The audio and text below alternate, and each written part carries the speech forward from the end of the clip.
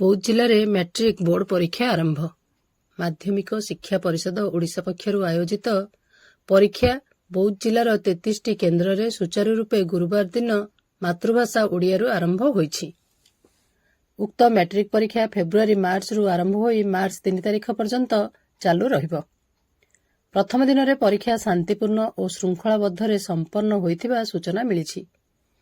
ଜିଲ୍ଲାରେ 33 ଗୋଟି ସେଣ୍ଟରରେ ସମୁଦାୟ 6,601 ଜଣ ରେଗୁଲାର ଓ 16 ଜଣ ଏକ୍ସ ରେଗୁଲାର ବିଦ୍ୟାର୍ଥୀ ପରୀକ୍ଷା ଦେଇଥିବା ବେଳେ ଜିଲ୍ଲାର ହରଭଙ୍ଗା ବ୍ଲକରେ 8 ଗୋଟି ପରୀକ୍ଷା କେନ୍ଦ୍ରରେ ମୋଟ 1,612 ଜଣ ପରୀକ୍ଷାର୍ଥୀ ମଧ୍ୟରୁ 1,611 ଜଣ ରେଗୁଲାର ଓ ଜଣେ ଏକ୍ସ ରେଗୁଲାର ଉପସ୍ଥିତ ହୋଇ ପରୀକ୍ଷା ଦେଇଛନ୍ତି।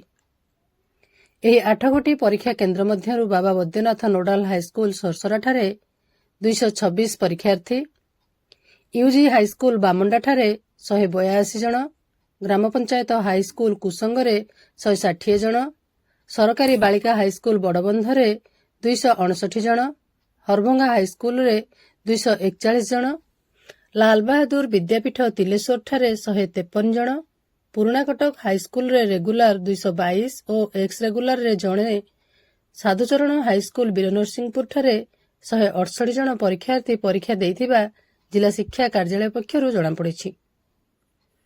ବ୍ଲକର ପ୍ରତ୍ୟେକ ପରୀକ୍ଷା କେନ୍ଦ୍ରରେ CCTV camera, flying squad, magistrate ଓ ପୁଲିସ ବ୍ୟବସ୍ଥା ସହିତ ପାନୀୟ ଜଳ ରଖାଯାଇଛି।